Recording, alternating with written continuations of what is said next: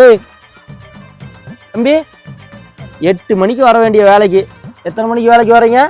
10 மணிக்கு வரீங்க. நைட்டு கொஞ்சம் வேலை தூங்கிட்டேனே. அப்படியா? அங்க பார்,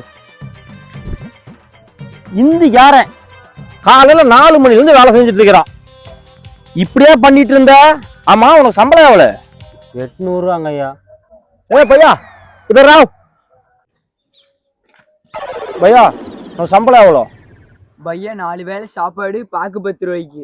4 வேளை சோறு போட்டா செய்யறக்கு ஆள் இருக்குது.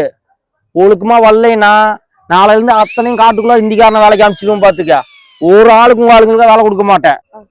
பையா, ஆட்டுக்கெல்லாம் தண்ணி காட்டு. ஆட்டுக்கு தாலியில தண்ணி காட்டு. போ போ.